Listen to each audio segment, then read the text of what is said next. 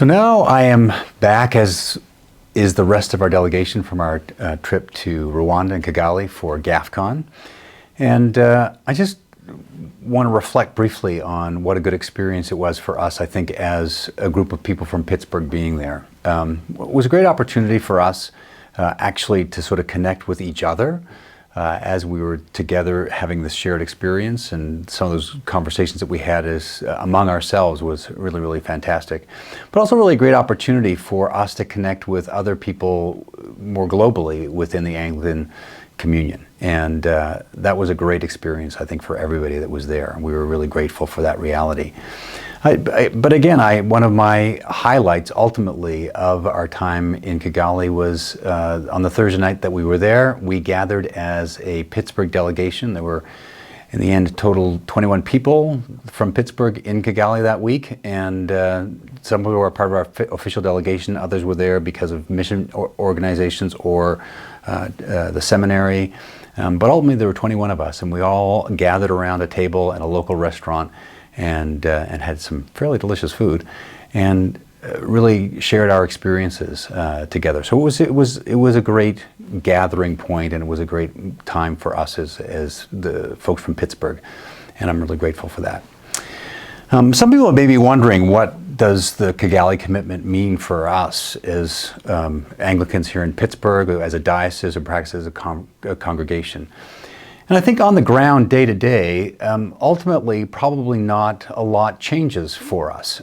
In the end, at the heart of the Kigali Commitment is a question that the GAFCON leaders are asking about: is it that we define the Anglican Communion? Is it who is in communion with Canterbury? And we're saying no. But exactly what that looks like longer term still needs to be worked out. So there is a process that's going to need to be happening over the next number of years, kind of on the level of the provinces and the primates throughout the world. But for us, day to day, there's not a significant change, because interestingly enough, we've never, as ACNA, been in communion with the Archbishop of Canterbury or the Church of England. And so ultimately, there isn't any real change for us on the ground.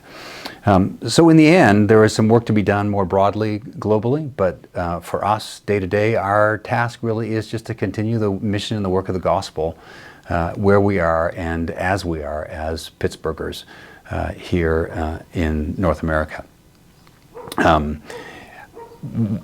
To that end, one of the things that I want to be doing over the next few weeks is to talk to the diocese a little bit about, what I would love us to be known for as we go forward. And there are kind of four things that I may talk about a little bit differently, but I want to unpack over the next number of weeks. And I'm going to name them before you now. I would love us to be known as, first of all, a people of prayer, that prayer is our first priority in terms of everything that we do, that we are a prayerful people. I would love us to be known as a people that are really deeply invested in relationally growing leaders, both in our congregations, but also on the level of a diocese. I would love us also to be a diocese that's known to be kingdom-minded, that has a sense of mission, and not just global mission, but mission in our local